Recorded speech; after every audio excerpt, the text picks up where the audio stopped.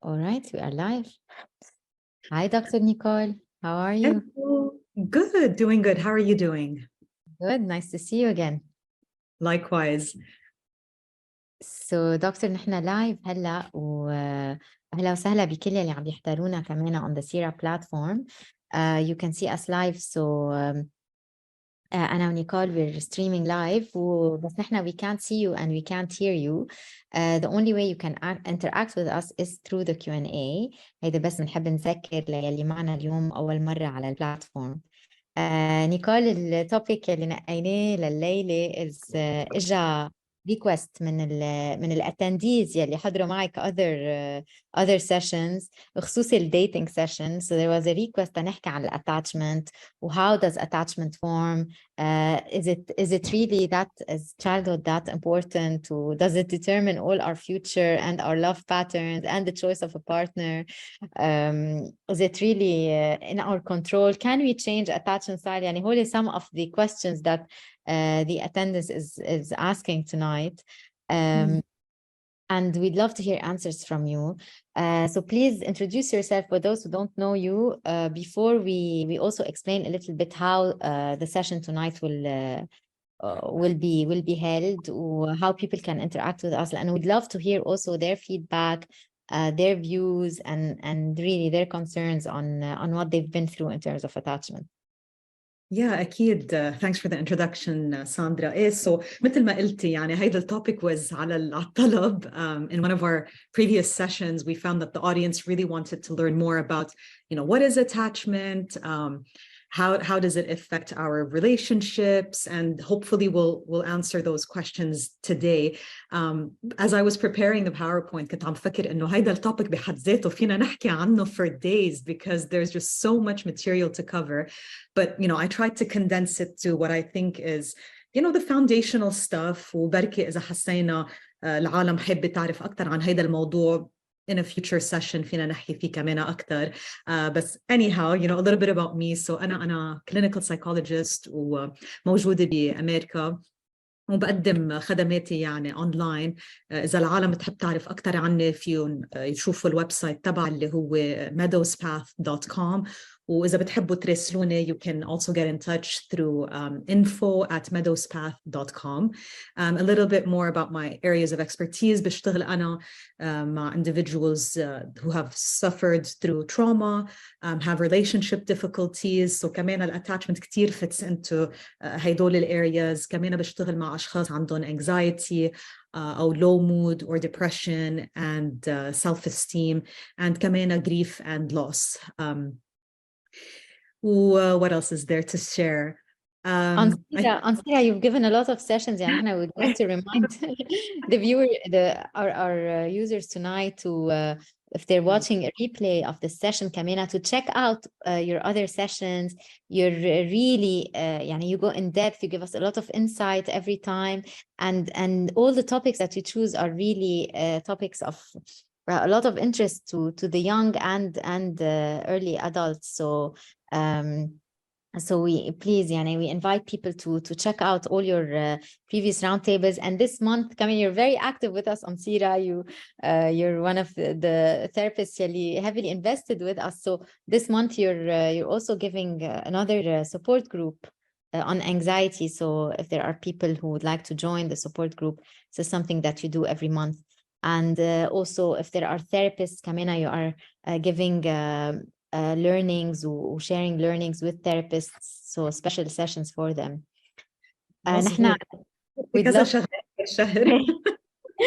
We love your contribution to our platform. We love the talks. Personally, and I enjoy them a lot. I learn a lot from you.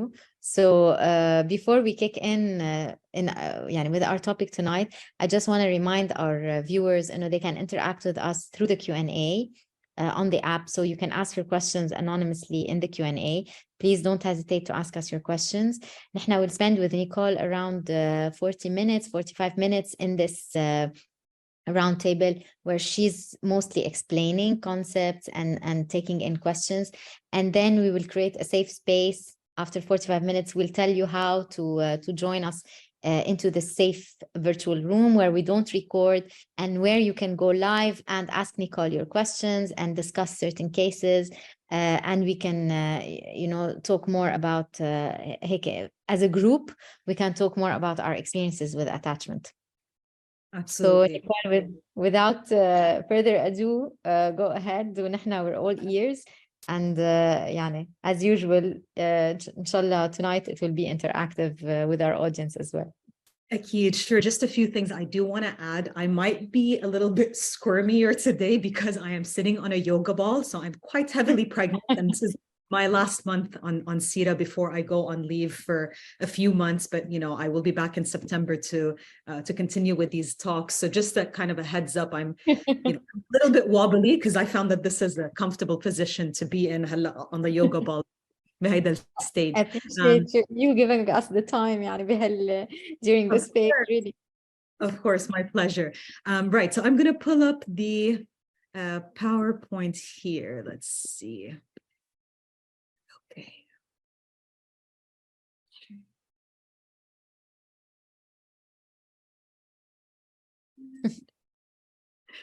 I know, I thought this was cute. Right, so since we're talking about attachment, this image, I think, explains itself. So رح نحكي عن attachment. وهيدا الoutline لليوم. So we're going to discuss what it is, why it's important, and talk about the patterns of attachment, or in other words, what are known as attachment styles, اللي هن في 4 أنواع.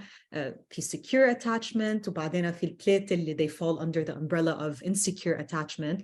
هنحكي كمان شوي عن childhood experiences, both positive and less positive experiences that influence our attachment style. So what is attachment? I think this picture sends a few messages just by looking at it. The idea of attachment is that it's an emotional bond that forms between a caregiver and an infant. وممكن تبلش مش ممكن هي بتبلش actually من وقت ما نحن بنكون حتى in utero in our mother's womb. So maybe I should have shown a pregnant woman maybe to even further illustrate this bond that I'm talking about. بس إذا عم نحكي postnatally إجمالا هيدا emotional bond بيبدأ between a caregiver and an infant, وهو بينمى within the first year of life. And الايموشنال bond اللي عم نحكي عنه، بس أنا أقول كلمة caregiver مش بالضرورة تكون بس المother. A caregiver could be any primary attachment figure. So إن كان تيتا وجدو, if they were the people that were very involved in your upbringing, إن كان your adoptive parents, إن كان whoever was involved is نحن we refer to as the primary caregiver, or main attachment figure. So هيدي kind of just as a general idea of شو هي attachment. We think of it as an emotional bond, and we think of it as something that begins very, very early on in life and begins to really form بهيدي أول سنة وبتضل كمان to affect us later on. So ليه عم نحكي عن هيدا الموضوع اليوم؟ عم نحكي عنه لأنه كل طفل عنده certain primary needs that need to be met. إذا هول needs they are not being met by the primary caregiver, ممكن يكون في type of insecure attachment that is formed later on. So حنحكي عن شو هن needs الأساسية that have to be met. نعرف إنه attachment هو كمان it stimulates the growth of the brain, وإنه attachment كمان بيساعدنا to develop our coping mechanism, our coping system, and that it has an influence على our future relationships. So that's really why it's super important, Sandra. كنت عم بتقولي قبل when you were introducing the topic إنه is it that important childhood attachment هل قد important؟ لو كان فرويد بعده عايش كان قال أكيد yes, in a heartbeat he would have agreed to that. And we do see time and time again إنه it is very important, the interactions that we've had in our early life impact how نحن we relate to people in our life as we become adults. بس هيدا ما بيعني كمان just as a disclaimer ما بيعني إنه الأشياء اللي نحن بنختبرها بالمراهقة وبالاشياء يعني خارج الكير جيفر ريليشن شيب ما إلها دور. اكيد هول كمان بيلعبوا دور. So dating experiences that you would have had growing up, whether there was betrayal or not, or infidelity, those types of experiences will also كمان affect our attachment style. بس نحن هلا اليوم بدنا نركز شوي اكثر على early life. So مثل ما ذكرت في 4 types of attachment. The first one known as secure, و the other 3 اللي نحن بنسميهم insecure اللي هن anxious ambivalent, anxious avoidant و fearful avoidant. بدي احكي شوي عن الاتاتشمنت ثيوري يعني اذا بدك البايونيرز بهيدا الفيلد. سو في شخص اللي هو اسمه جون بولبي and ماري اينزورث اجت من بعده. جون بولبي هو كان بريتش سايكو اناليست، وهو اللي اكتشف انه البرايمري كير جيفر والانفنت بوند اساسي. بعدين اجت ماري اللي هي سايكولوجيست وشي expanded on his thinking، وهي عملت experiment بيسموه the strange situation. ما بدي فوت بكتير تفاصيل، رح احكي هيك in a nutshell لانه ما بدي هيدا الصف يصير يعني introductory to psychology class إذا بدك. بس what Mary did was she invited mothers and their infants to come to the research lab, and what she wanted to do was observe their interaction. فقعدتهم بأوضة وشافت كيف الولد كان يتصرف حوالي المام. بعدين طلبت من المام تترك الأوضة وشافت كيف الولد يعني managed in their environment, and then how the baby also responded to when the mother returned. ومن هون she came up بهيدا classification system. So شافت إنه السكيور securely attached children لما أمهم تترك الأوضة بيبكوا شوي، طبيعي لأنه صار فيها separation، بس بنفس الوقت قدروا هن to adjust للenvironment اللي هن فيه ويلعبوا بالألعاب، وما كان في هيدا significant level of distress. وبنفس الوقت لما رجعت مام على الأوضة they were able to respond very warmly and affectionately to her, and so it was a calm and pleasant reunion إذا بدك. So هيدا اللي هي صنفته كsecure attachment. الانكشس ambivalent شافت انه when the moms كانوا يتركوا الأوضة الأولاد كانوا كتير يكون عندهم anxiety، يبكوا ويصرخوا ويضل هيدا الدسترس حتى لو mom wasn't there. It took a while for them to calm down. مثل كان عندهم هيك lack of the coping skills or soothing mechanisms in place. بالanxious avoidant شافت إنه when mom returned على الأوضة الأولاد تجنبوا المام. They didn't really want to interact with mom. مثل هيك زعلوا من mom، أخذ على خاطرهم، ما بدهم هيك to be around mom very much. So there was this avoidance. ومع fearful avoidance sometimes نحن we call it disorganized. الأولاد كانوا يفرجوا كمان a very strong reaction, sometimes very aggressive behaviors. يروحوا عند المام يضربوها إنه ليش أنت تركتيني، أو يعلوا صوتهم. So we would see again just these different reactions. So like I said, the main message اللي بدنا نحن نفهمه من هيدول الexperiments إنه عرفنا إنه في كذا نوع من attachment، ما في just one way that a child reacts. And بيختلف على حسب علاقتهم مع أمهم وعلى حسب how comfortable they feel around mom. It's only with moms, Nicole. يعني usually when you talk attachment, it's only with the mother. That's first so no. question. Okay. مش بالضرورة. No. So مثل ما ذكرت بالأول نحن when we refer to attachment هي البوند مع primary caregiver. أكترية الوقت it happens to be the mom، ولأنه هول studies were conducted back in يعني the 1950s and 60s. They used to experiment دايما مع mother، يعني يعملوا هالexperiment.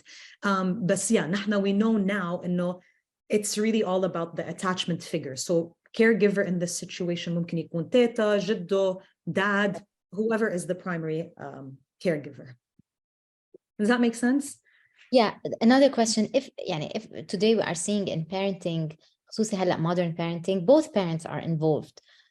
How would you say would you consider one primary and the second less impactful on the attachment style, or both have an effect And when people come to you with attachment issues, do you talk about both relationships or you focus just on the primary?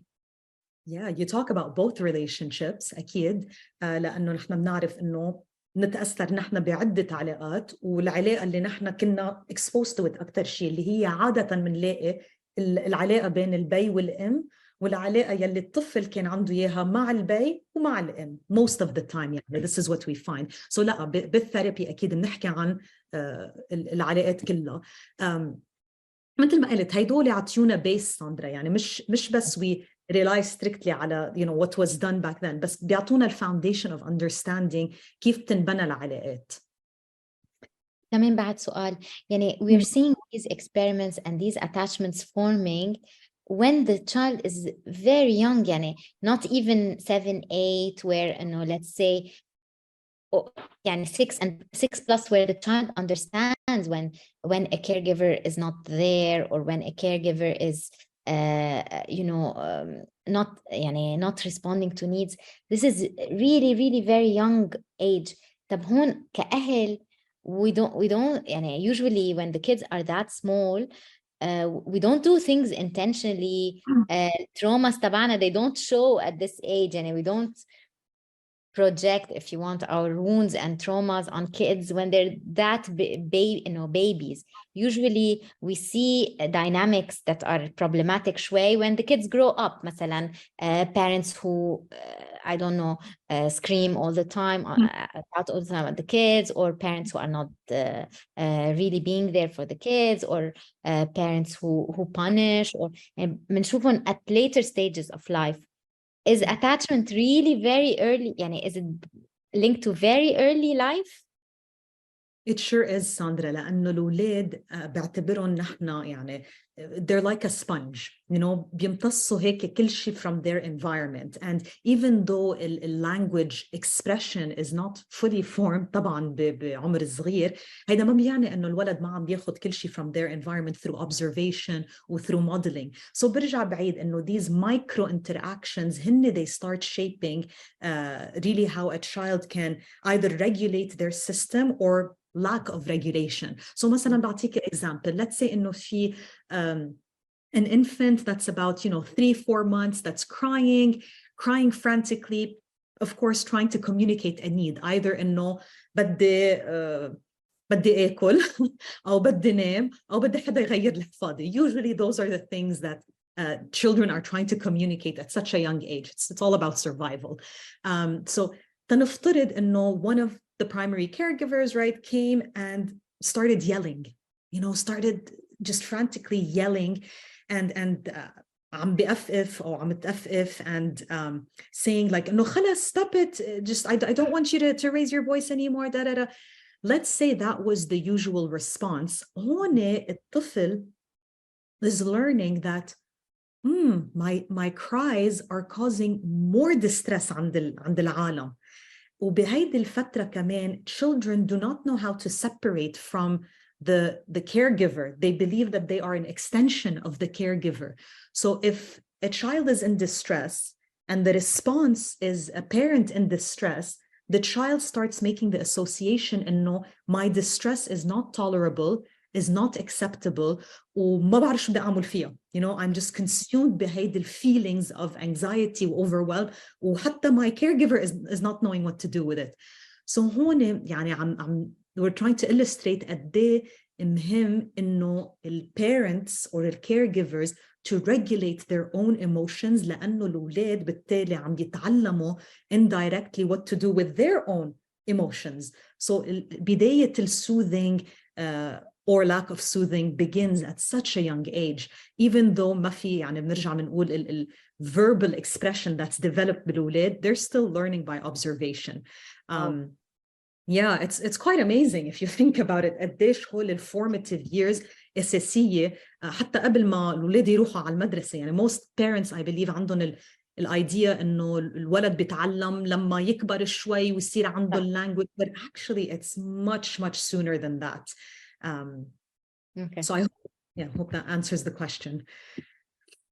Okay, so هون تنحكي in general كمان كيف ال secure attachment style looks like والinsecure attachment style. إذا نحن عنا caregiver that is consistently responsive, كيف أنا عطيت هيدا الexample إنه the caregiver either, yells or causes more anxiety or distress or responds in a very calm, collected manner, هيدا بيأثر على الطفل. لأنه عم نحكي عن non-verbal interactions. If we touch a child gently, if we soothe them, if we carry them, if we rock them, if we do all those gestures, we're sending signals of love and affection and acceptance. If we don't do those things, it leaves the child in a confused state, فكتير أساسي إنه يكون في stability والconsistency والreliability والcalm presence. And this is why a lot of the stuff that we're finding كمان lately is you see what pops up on Instagram or on mental health related platforms. كتير بيحكوا عن how parents need to become more self-aware to manage their own emotions so that it doesn't مثل ما قلت project على الأولاد. لأنه كمان بأبسط الأمور الأولاد بيحسوا مع أهلهم. نحن يمكن نفكر okay, child doesn't understand. Sure, doesn't understand من A to Z, but is still learning about feelings, is still learning, what to do with that. So that's sort of the idea of providing a secure base, في stability, في consistency, في reliability. بينما إذا الأهل they are not in tune to a child's needs, هون ممكن to form an insecure attachment style. بيكون في inconsistency من ال caregiver. So on some days the caregiver is so warm, so affectionate. On other days يمكن نلاقي إنه the parent is overwhelmed, not knowing what to do with their emotions. وبنظر الطفل the caregiver is unreliable. يمكن كمان يكون في repetition of ignoring the child's needs, dismissing the child's needs or minimizing them. بس تنقول minimizing them يعني بطريقة we are making it seem like it's irrelevant كأنه شيء صغير. So if a child is crying, خلص هو لوحده رح يسكت شو بدنا فيه, it's just he'll manage on his own right now. So minimizing it as though it is nothing. The parents often will have an unpredictable set of behaviors وبيكون في lack of safety. In summary, ليكون نحن عنا secure attachment style في 4 S's بحب أحكي عنهم اللي هي stability, security, support, and safety. Those are the 4 S's. If those things are present, then more often than not, we see that a child will develop a secure attachment style, which often will impact their relationships كمان as they get older. If any of those 4 ingredients are missing, it's likely إنه يكون في the development of an insecure attachment style. So تنحكي عنهم بتفاصيل أكتر. secure attachment style لما الطفل يكون عنده develops the ability to trust and be trusted, and the person has a high self-esteem or healthy self-esteem, sense of self-worth. They are able to receive and accept love كمان بسهولة. يعني مثل ما شايفة ساندرا في هيك نوع من الريسبروسيتي بتصير. ما عندهم خوف من الانتمسي in this situation. عم نحكي عن closeness. they don't panic لما partners need any space away. يعني مثل ما شفنا بالاكسبيرمنت تبع ماري اينزورث لما المام تركت الأوضة كان في a few moments where the child needed to take their time to settle, بس بالآخر they were able to soothe themselves and interact with the stranger اللي هي كانت researcher. So they didn't go into a state of panic when mom left. If we're talking about adulthood, this example would be, let's say you text a boyfriend or a girlfriend and they don't reply right away. You're okay with that. You can sit with that distress. If you have an insecure attachment style, probably that would bring up a different reaction. No response right away could mean so many things and brings up feelings of insecurity and whatnot. So an anxious attachment style, مثل ما الكلمة يعني signifies, الشخص بيكون preoccupied with worrying thoughts. بيكون في a tendency to be either clingy or needy or demanding إذا بدي كل الكلمات اللي sometimes نستخدمهم أو نسمعهم يعني عم يستخدموا to describe an anxious attachment style وبيكون في a really deep need or desire for being validated and reassured. So مثل الإكزامبل اللي هلأ أعطيته if there's an adult with an anxious attachment style that tries to reach out to their significant other and doesn't receive a response immediately, it might really work them up and cause them, you know, to be in a state of distress and make them think and know I'm being rejected, I'm being abandoned, I'm no longer needed. So underlying an anxious attachment style هو الfear of abandonment and rejection. Avoidant insecure attachment is often marked by a fear of intimacy. So لأنه في عندهم خوف of getting too close كردة فعل they might have types of هيك dismissive behaviors. So منلاقي هيك أشخاص عادة they are very self-reliant, very هيك independent. هيك بالصورة الخارجية يمكن نشوفهم they're put together, they don't need anyone. But again, beneath that, you know, scratch the surface, there's, you know, a fear of being intimate with the person for fear of getting hurt or rejected كمان بدي زيد إنه الأشخاص اللي عندهم narcissistic personality traits عادة بيتصنفوا as having an avoidant attachment style. وهون كمان these types of people may struggle to ask for help because again في هالصورة إنه I'm okay, I don't want to ask help from anyone for fear لأنه في fear of being rejected. So هيدي kind of defense mechanism. Fearful avoidance sometimes بيسموها disorganized. It's characterized by unpredictable and volatile behaviors, very poor coping strategies, and struggling to deal with relationship problems. بدي أعطيكي هيك approximate ساندرا قد ايه percentage بكل area يعني شو هن ال percentage اللي بنلاقي of these attachment styles. So approximately like 50% of people would fall under the category of a secure attachment style. وتقريبا شي 20% of the anxious attachment, 25% للavoidant attachment, very rarely do we see the fearful avoidant اللي هو تقريبا أقل من 7% بيكون.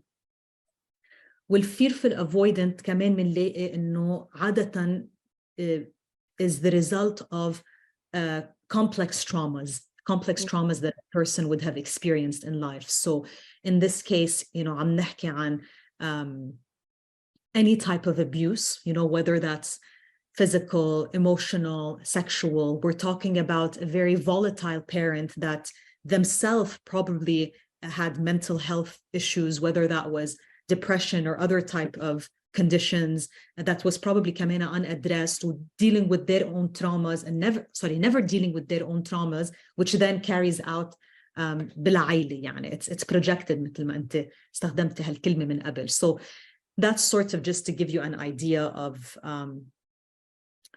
what the research has found.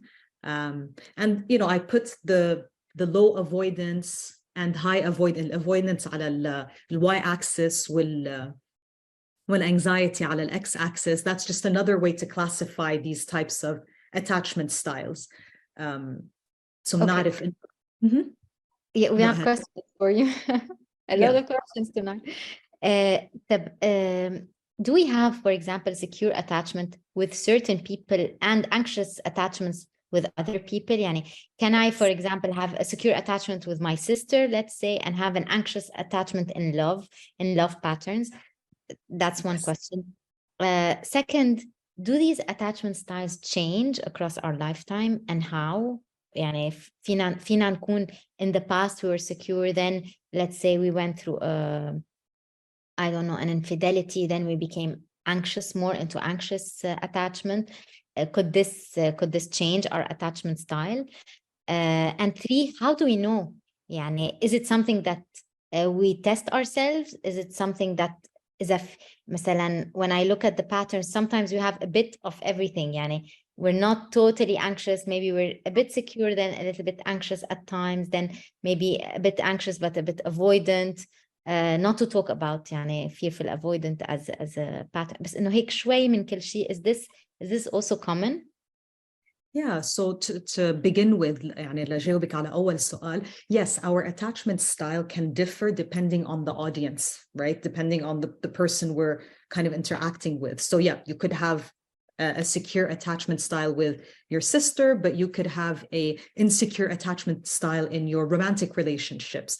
And that could be لأنه your sister would have maybe provided you with those 4 S's, right? Could have been stable, secure, consistently there for you, you know, a source of emotional support, etc. So بيبنى هيدا الtrust والacceptance, this relationship is deemed as safe and healthy. بينما يمكن كمان الشخص that has this secure relationship with their sister also might have an insecure attachment in their romantic relationships. وممكن الأسباب تكون لأنه maybe mom and dad would often get into you know, fights or would get into arguments or have issues there. So كمان العلاقة اللي نحن منشوفها بين الأهل, it starts to shape to us what a loving romantic relationship looks like. You know, so it could be مثلا that this is partly what influenced that person's insecure attachment style. Or as you said, Sandra, the person in their life experiences dated someone, got hurt because that person cheated or did something really painful, and that stayed with them. You know, that wound isn't healed كمان fully, so بتأثر كمان. So هيدا بالنسبة لأول سؤال. نسيت شو كان تاني السؤال. إيه إنه how do we know إنه should we test ourselves? Should we test ourselves periodically مثلا, or how do we know? And sometimes we have a bit of everything. Is this common also? Mm-hmm. Yeah, so how do we know? Well, the how do we know part is being aware of our own patterns, right? So paying attention to how نحن we show up in relationships. شو بتكون عادة ردة فعلنا لما نحن نلاقي حالنا بعلاقات intimate or not so intimate relationships. So awareness is the first step, definitely. هيدا بيساعدنا knowing عن هول الستايلز الموجودة and trying to read a little bit more about them للواحد يفهم عنهم أكتر ويلاقي وين بينتمي mostly. And كمان في quizzes موجودة online that a person can, you know, try to do. Some of them are like 5 minutes, some of them are 15 minutes long, but it gives you an idea of which attachment style is the most dominant, let's say, and how it shows up in relationships.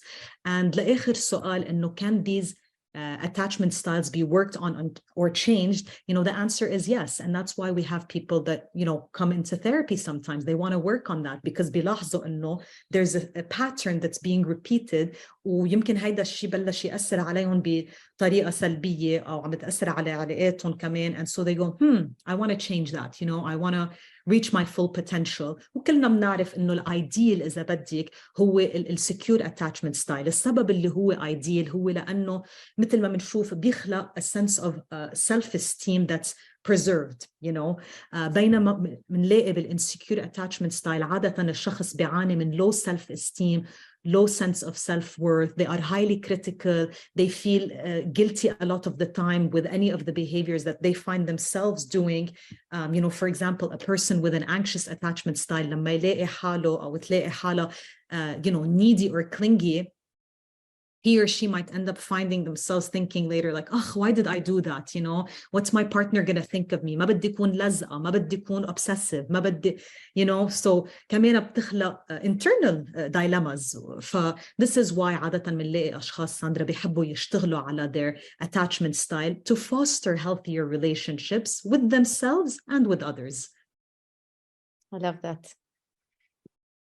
Right. So شو هن the types of positive childhood experiences that caregivers can provide? You know, some people joining us today could be parents themselves or not, but it's just helpful for us to think through these things. So لما الcaregiver provides a predictable environment وروتين, هيدا الشيء كتير بيساعد for a child to you know, manage things.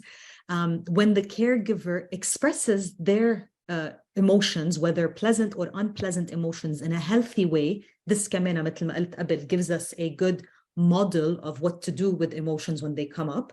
كمان they encourage kids to talk about their feelings. So if we're thinking about really young kids, things like naming or identifying the feeling, you know, today I am feeling sad because blah, blah, blah.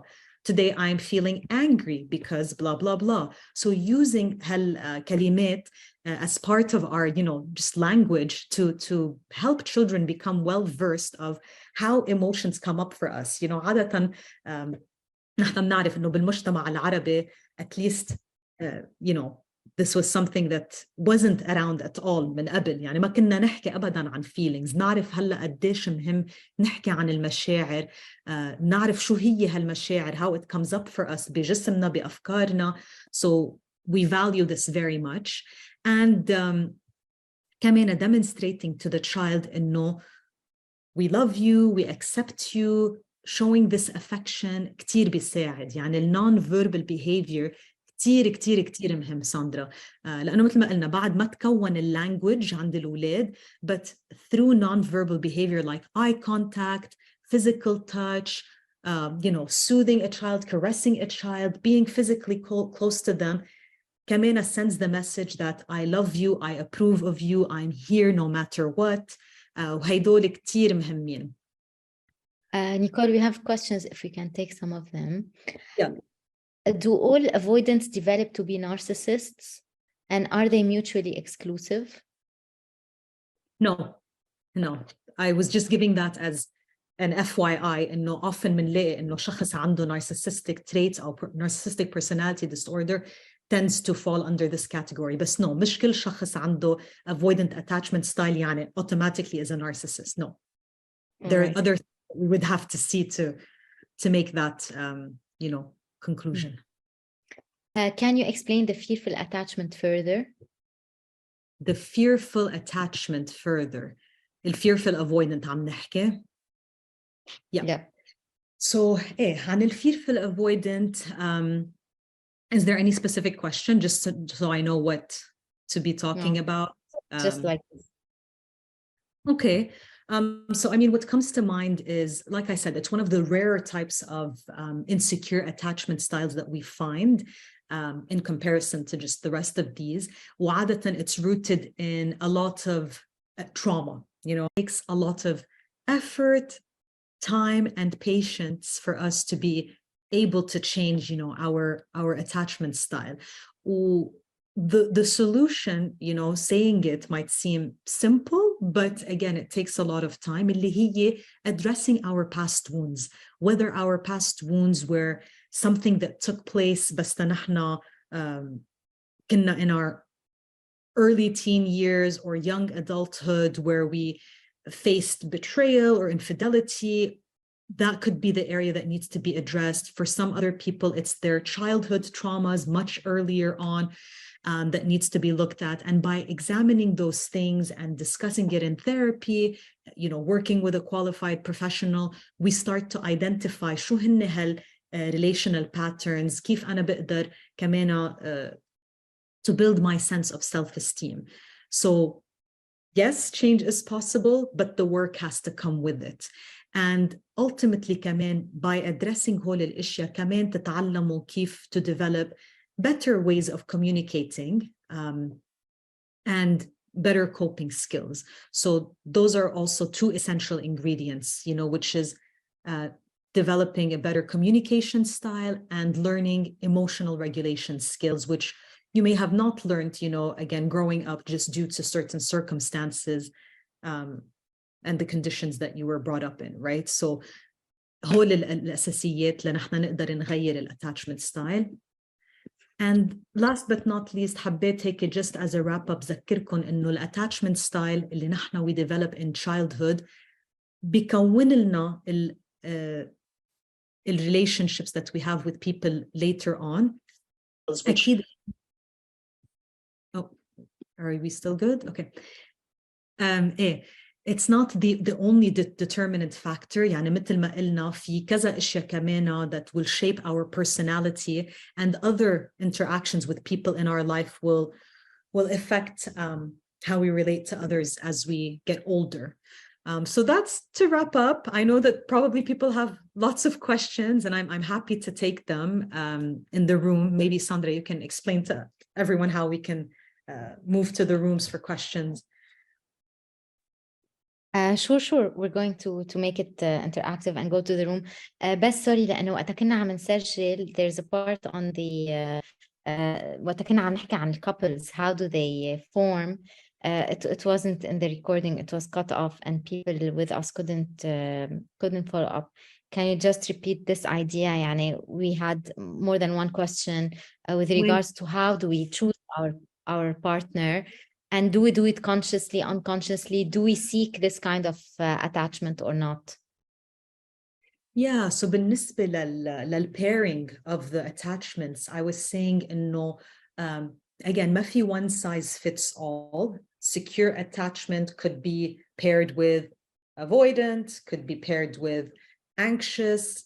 We see different dynamics. بس يلي بيصير أمرار هو لأنه نحن عنا sense of familiarity for a certain way of relating with people. منلاقي حالنا عم نكون attracted للشخص اللي هو عم بيعطينا ال same level of interaction as a caregiver once did. هيدا منه شرط. It doesn't always happen, but sometimes منلاقي إنه هال-relational patterns بيعيدوا نفسهم.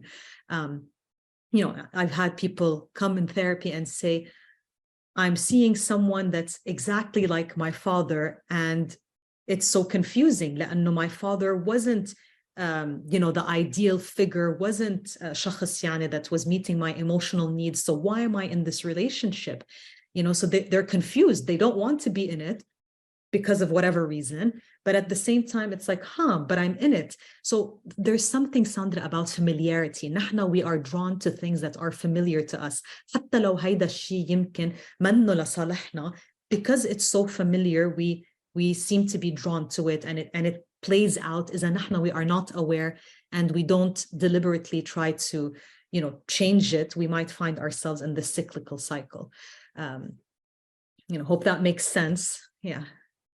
So بالنسبة لإلك, there's no link between avoidant to anxious. They don't attract each other, or they don't. It's by coincidence إنه we match with our original caregivers somehow. But it's not an attachment style that is linked to another.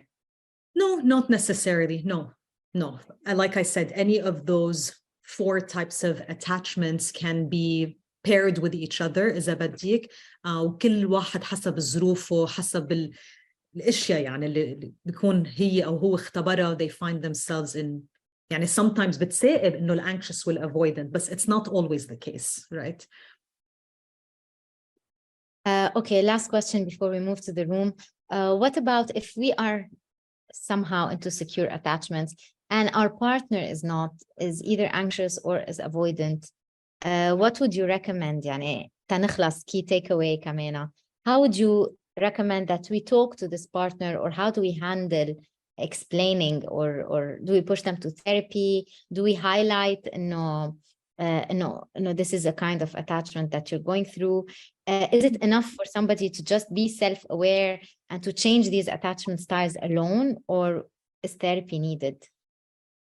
Yeah, you know, most often than not, we find with therapy, Sandra, the process بيتسرع بطريقة ما لأنه الثيرابيست بيساعد the person to be on the path that they want to be, you know, the path of healing their wounds, healing the shame, healing the hurt, you know. And so the therapist offers a sense of safety and comfort and helps with all of this. هيدا ما بيعني إنه الشخص ما بيقدر يعمل الwork لوحده. I definitely always encourage people to read up on reliable sources and be familiar with this stuff, you know, just like we're doing today, learning about what attachment theory is, learning how it might affect us. كل هول القصص أكيد نحن منشجعها, بس sometimes منلاقي إنه it's not enough to break the patterns. So هون بنرجع منقول إنه مساعدة الثيرابيست بتكون مفيدة. وإذا نحن عطلانين هم a partner of ours, you know, have an open and honest conversation. نرجع على الأساس اللي هو being transparent, being open, communicating effectively how you feel in a relationship, why you're concerned about a partner's behavior or lack of behaviors is important, you know. So for sure, I would suggest إنه احكوا بهيدا الشيء. بركي without the labels. That's what I would caution people, you know. What we've noticed is we don't like being categorized or labeled, right? Nobody likes that. Nobody likes to be told you are this or you are that. And so I think if anything, highlight maybe the behaviors that you're worried about, certainly encourage that person to talk to someone, and hope that they have that support system in place for them. All right. Amazing. Let's move to the room. بركي فينا نحكي أكتر عن specific cases, يمكن some experiences that people have lived, some attachment patterns that they found problematic, interesting نحكي فيها. نجاوب على السؤالين تبع الأهل كمان، لأنه how do we make sure we're raising kids who have a secure attachment, and if we haven't, is there a possibility to fix things? Also, that's a question on our mind. So a big thank you لك, Dr. Nicole. And I'll just share my screen just to show people how they can move to the room. So أنتوا هلأ you're seeing us live in a round table. We're streaming live معكم. You have to press the arrow so that you can go back to the main menu. يرجع يبين عندكم the menu on the app يلي بقلبه main, round table, one-on-one rooms. You have to press on rooms and you will find a room that we just created right now called Let's Talk About Attachment. We'll be waiting for you there. Please join us to continue the discussion. Just هيك, as a note, in the room we cannot see you, we cannot hear you unless you want us to, so you have to raise your hand to go live. Otherwise انتوا بس بتسمعونا وبتقشعونا. In the room كمان you can ask your questions anonymously, so you can just listen in if you don't want to interact with us. هي الفكرة تبع الروم إنه we don't record. It's a safe space where we can continue our discussion with Dr. Nicole and talk about cases and as a community help each other. So Dr. Yala, let's move to the room. Hopefully people will follow us there as well.